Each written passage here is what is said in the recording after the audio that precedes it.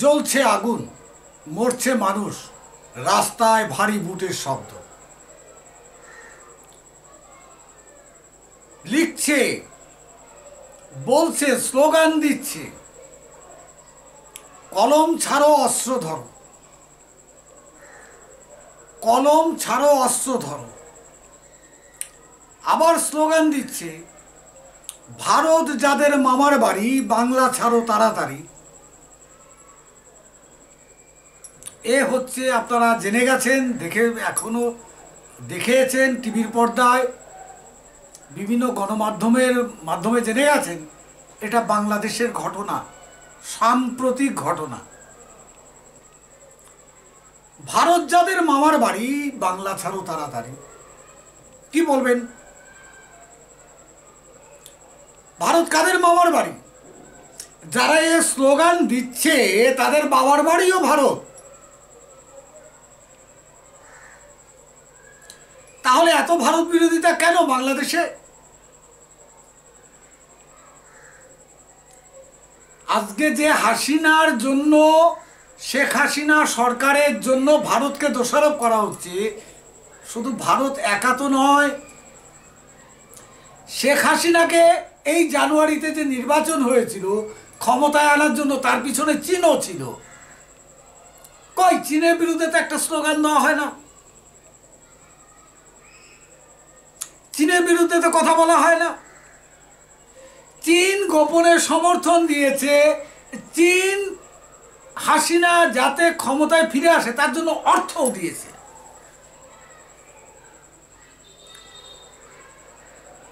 এখানে যারা আজকে স্লোগান দিচ্ছেন, তাদের নেতারা এখানে এসে দিল্লিতে দোস্তি করছে, আর বাংলাদেশে যে বলছে ভারত যাদের মামার বাড়ি, বাংলা ছাড়ো তাড়াতাড়ি।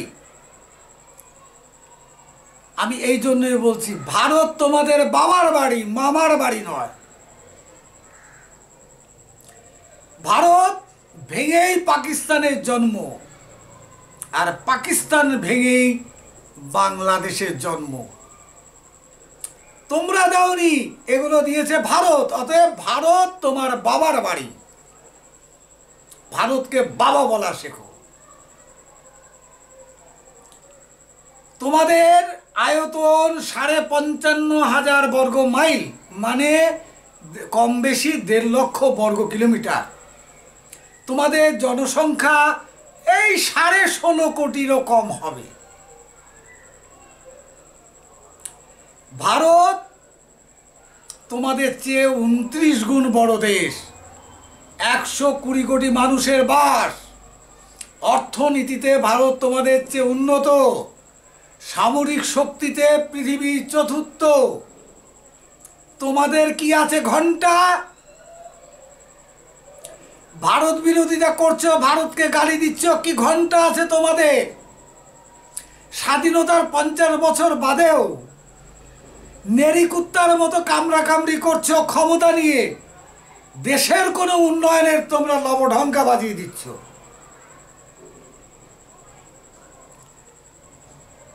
ভারত দেবে আর খাবে আর গিলবে আর ভারতকে গালি দেবে। নেমো খারাপ শয়তানের বাচ্চা।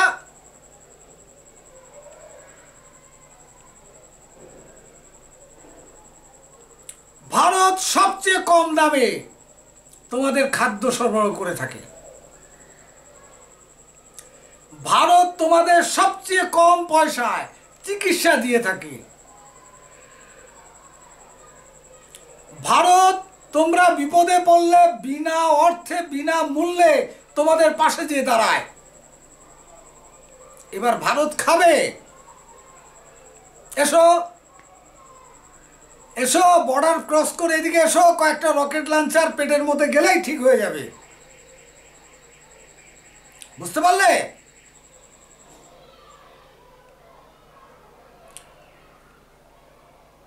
এই যে আন্দোলন, এই আন্দোলনের পিছনে রয়েছে পাকিস্তান, চীনের হাত।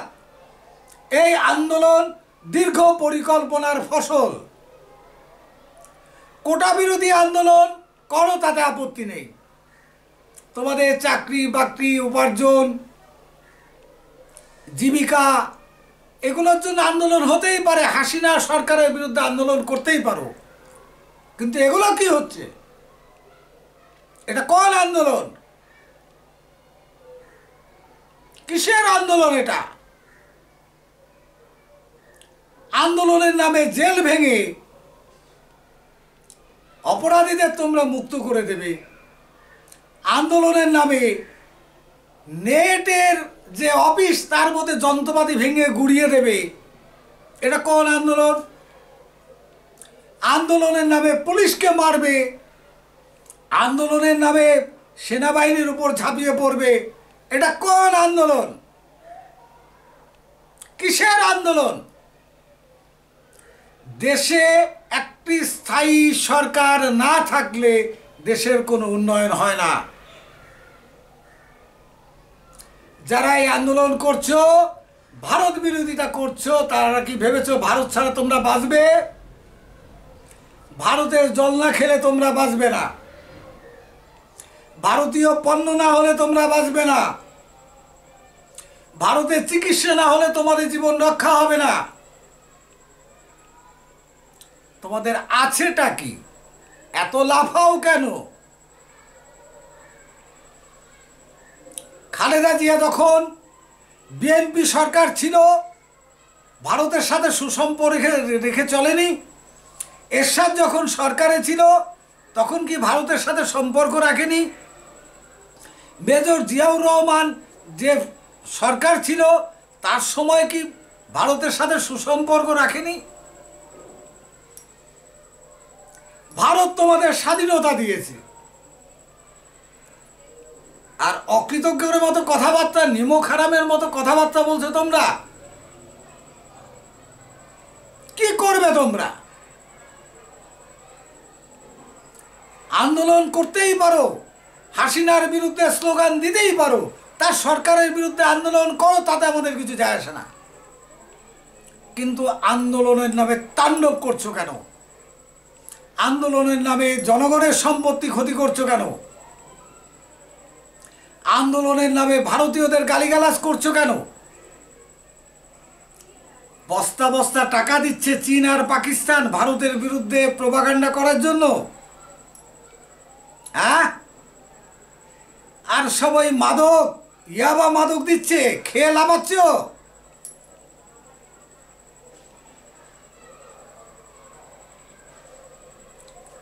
সব ইয়াবা খোরের দল।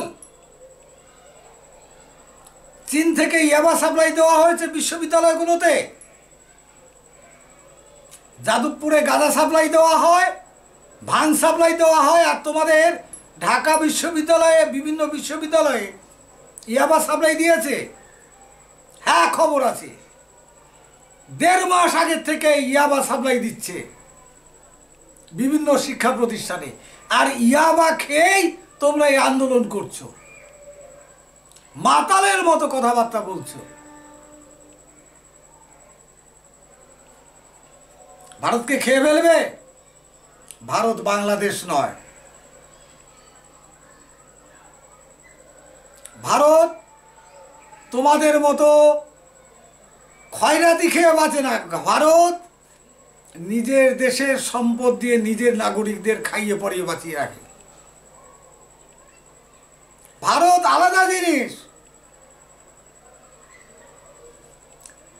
তোমরা যারা প্রতিবেশী আছো, ভারতকে ছাড়া কোনোদিন বাঁচতে পারবে না।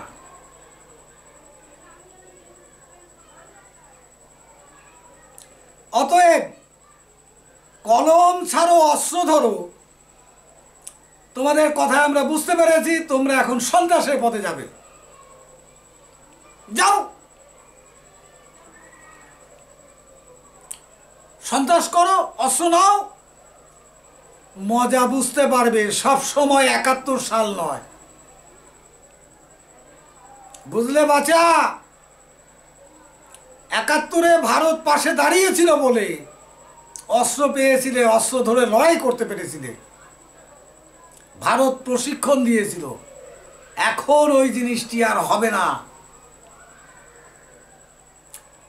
তোমাদের অদৃষ্টে অপার দুঃখ আছে। ভারত বিরোধিতা করলে তোমাদের সত্যি সত্যি আবার দুঃখ আছে।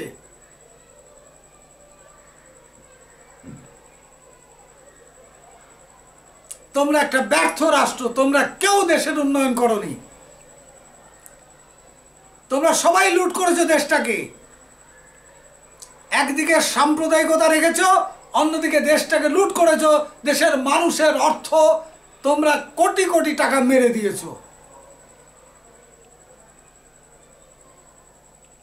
এটা ভারতের দোষ? টাকা নিয়ে তোমাদের নেতারা যে বিদেশে বসবাস করছে, ওটা কি ভারত করিয়েছে? এই যে খুনোখুনি করছো, মারামারি করছো, আগুন দিয়ে জ্বালাচ্ছ, ভারত করছে? তোমরাই তো করছো। ভারত তোমাদের এ ব্যাপার নিয়ে মাথায় এখনো পর্যন্ত ঘামায়নি।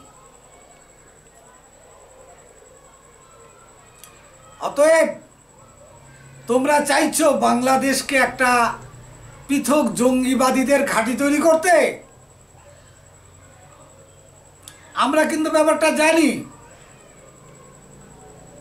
যেমন করে করেছো, রোহিঙ্গাদের নিয়ে নাটকটা করেছো, আমরা কিন্তু ব্যাপারটা জানি।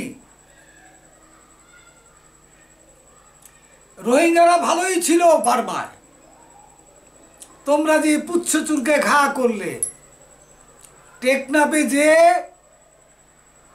নাব নদীর কাছে তোমাদের বড় বড় শীর্ষকর্তা, যারা ডিজিএফআই শীর্ষকর্তা, তারা ওখানে দিনের পর দিন কাটিয়েছে। 30 দিনে মাস, 20 দিন ওখানে পড়ে থাকতো খালেদা জিয়া যখন ক্ষমতায়। তাদেরকে ডেকে এনে এনে বান্দরবনের নাইখংছড়ি জঙ্গলে, পাহাড়ি জঙ্গলে তোমরা ট্রেনিং দিয়ে বার্মার ভিতরে পাঠিয়েছো। বার্মায় আজকে এই গৃহযুদ্ধের পরিবেশ তৈরি করা মূল তোমাদের এই বাংলাদেশ। ভারতের মধ্যে করবে? এসো, হয়ে যাক, দেখি কেমন পারো।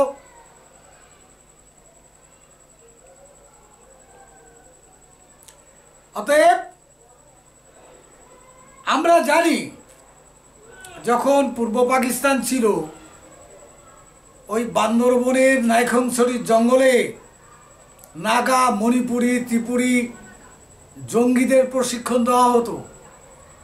স্বাধীন বাংলাদেশ হওয়ার পরে সাময়িক সেটা বন্ধ ছিল, মুজিব হত্যার পরে আবার শুরু হয়।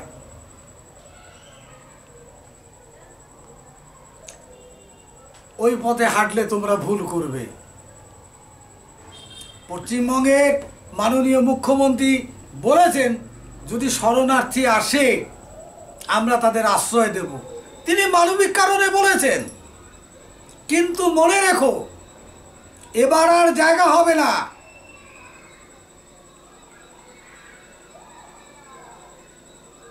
71 সাল আর 2024 সাল এক নয়।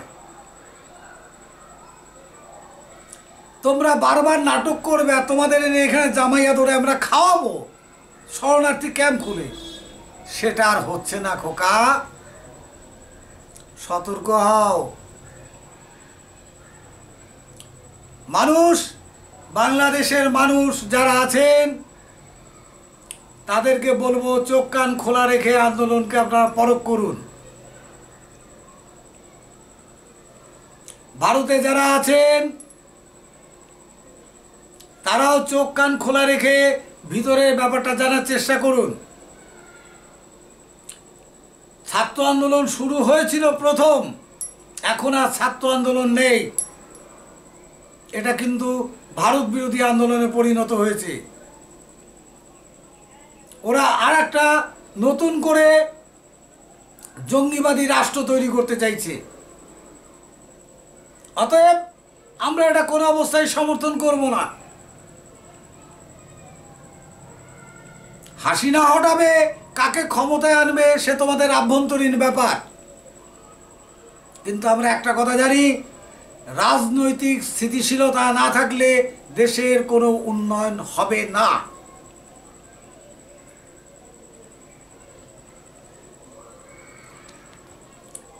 তো মাননীয় দর্শক, আপনারা বাংলাদেশের ব্যাপারে সজাগ থাকুন, সচেতন থাকুন। এই ভারত বিরোধিতা আমরা কোনো অবস্থায় মেনে নেব না। ভারত সরকারকেও আমরা অনুরোধ করব, সীমান্তে কড়া পাহারার ব্যবস্থা করুন। সীমান্ত কিন্তু ভারত সীমান্ত অরক্ষিত।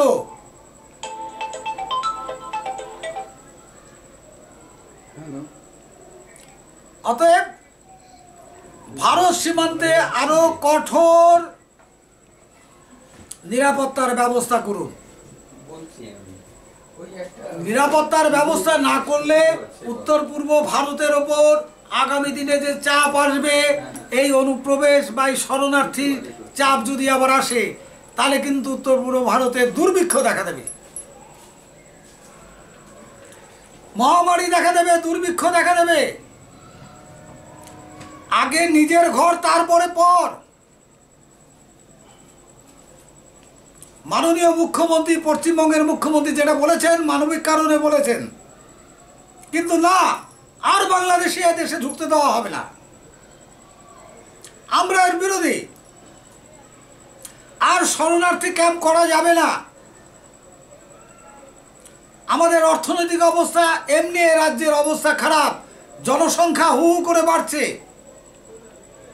আমরা আবার আদর করে, নিমন্ত্রণ করে ওই অনুপ্রবেশকারীদের এনে শরণার্থী স্ট্যাটাস দেবো, এ হতে পারে না। অতএব মাননীয় মুখ্যমন্ত্রী, আপনি রাজ্যের কাণ্ডারি, আপনাকেও সচেতন হতে হবে। আপনি মানবিক কারণে বলেছেন, কিন্তু এটা সম্ভব না। আপনাকে অনুরোধ করব, আপনি বিষয়টি আরো সুন্দরভাবে বিবেচনা করে দেখবেন। অনুপ্রবেশ, শরণার্থী সমস্যা দুটো দিয়ে আমাদের নাস্তানাবুদ করে রেখে দিয়েছে এ রাজ্যে। দল আছে।